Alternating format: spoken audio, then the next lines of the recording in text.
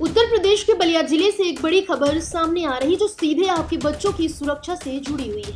अगर आपका बच्चा भी स्कूल बस या वैन से जाता है तो यह जानकारी आपके लिए बहुत जरूरी है। दरअसल बलिया में परिवहन विभाग आरटीओ ने स्कूली वाहनों के खिलाफ एक बड़ा अभियान छेड़ा है। इस कार्रवाई के तहत जिले के करीब 157 स्कूली वाहनों को नोटिस जारी कर दिया गया है।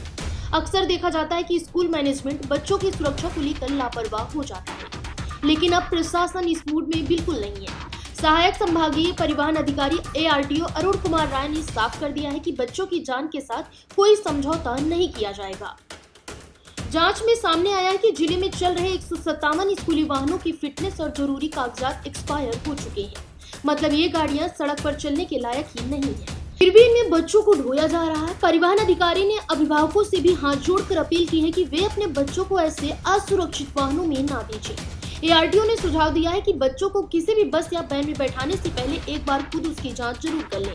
क्या बस का फर्श सही सलामत है या कहीं से टूटा हुआ है, खिड़कियों पर जाली या लोहे की रॉड लगी है या नहीं, गाड़ी के कागजात और फिटनेस की स्थिति क्या है। प्रशासन ने सिर्फ नोटिस नहीं दिया बल्कि स्कूल संचालकों और मैनेजरों को सख्त लहजे में चेतावनी भी दी। विभाग का कहना है कि जब तक इन 157 वाहनों की फिटनेस और तकनीकी खामियां ठीक नहीं हो जाती तब तक इनमें बच्चों को स्कूल ले जाना बंद कर दे। अगर इसके बावजूद कोई स्कूल इन गाड़ियों का इस्तेमाल करता है, खुदा न खास्ता कोई अनहोनी हो जाती है, तो इसकी पूरी जिम्मेदारी स्कूल मैनेजमेंट की होगी। प्रशासन ने स्पष्ट किया है कि ऐसी स्थिति में न केवल आपराधिक मुकदमा दर्ज होगा बल्कि उस स्कूल की मान्यता रद्द करने की भी सिफारिश की जाएगी। मैं आपको बता दूं कि सड़क पे जो दुर्घटनाएं बढ़ रही हैं, इसको लेकर सरकार बहुत चिंतित है और ये छापेमारी नहीं चल रही है। प्रवर्तन कार्रवाई हमेशा जैसे होती है उसी वही एक रूटीन चल रहा है। आज चूंकि छुट्टी का दिन है विद्यालयों में और 1 तारीख से लेकर 15 तारीख तक हम लोगों को आदेश दिया गया है कि आप लोग जो विद्यालयों में जाइएगा और जो भी गाड़ियां अनफिट हैं या तो उनको फिट कराइए या फिर उनके खिलाफ कार्रवाई करिए। तो ये 15 दिन का हमारे पास समय है जिसमें हमको बहुत ही शिद्दत के साथ लग के सारे विद्यालयों को टच करना है। जो अनफिट वाहन चल रहे हैं उनको दुरुस्त कराना है, उसी की ये कार्रवाई है।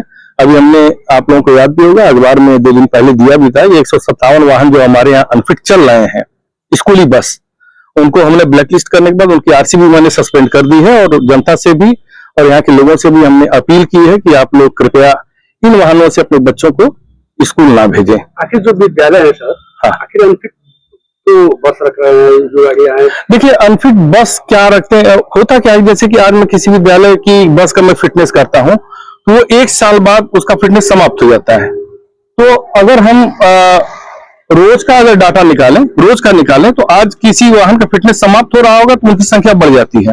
और जो लोग अनफिट रखते हैं तो जिम्मेदारी नहीं समझते हैं। कुछ लोग तो ऐसे होते हैं जो अपनी जिम्मेदारी नहीं समझते, तो उनके खिलाफ प्रवर्तन कार्रवाई भी होती है और उनको दंडित भी किया जाता है। सर की आए दिन घटनाएं होती रहती है, जो स्कूली बस है पलटती है यार, तो और जो चीजें होती कभी देखा जा रहा है कि जी उसी को रोकने का ये एक तरीका अपनाया जा रहा है कि गाड़ियां दुरुस्त रहेंगी, गाड़ियां फिट रहेंगी तो ऐसी दुर्घटनाएं नहीं के बराबर, उसी की ये कार्रवाई की जा रही है ताकि आए दिन ये घटनाएं ना घटें। तो सर इससे पहले जो बसें अभी बता रहे हैं कितनी फिट बसें हैं, जो गाड़ियां हैं, आखिर इससे पहले क्या परिवहन विभाग कार्रवाई कर रहा था?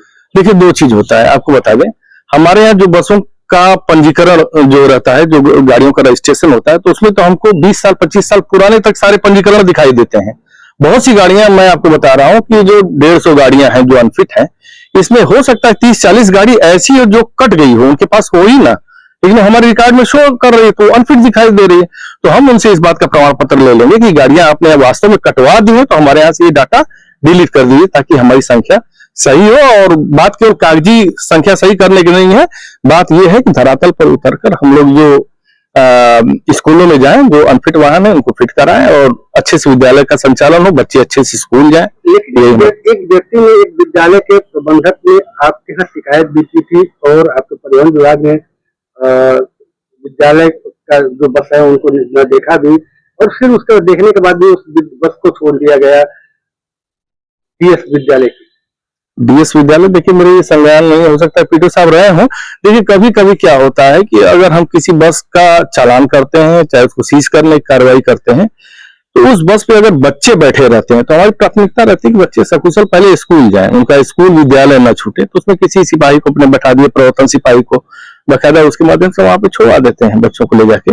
कार्रवाई जरूर होती है, कभी कोई चालान करके छोड़ना पड़ता है, ऐसी व्यवस्थाएं आ जाती हैं, लेकिन कोशिश हमारी यही है कि अनफिट वाहन चले ही ना सड़क पे। तो आखिर ये बलिया में क्यों ऐसी देखिए, बलिया में नहीं, ये पूरे प्रदेश में ये चीजें ऐसी देखने को मिलती है। केवल बलिया ही नहीं, हमारा पूरा प्रयास रहता है कि अच्छे ढंग से हम प्रवर्तन कार्रवाई करें और इन चीजों पर ज्यादा से ज्यादा रोक लगाएं कि फिटनेस युक्त वाहन ही चलें, यही हमारी प्राथमिकता होनी चाहिए। फिलहाल इस खबर में बस इतना ही।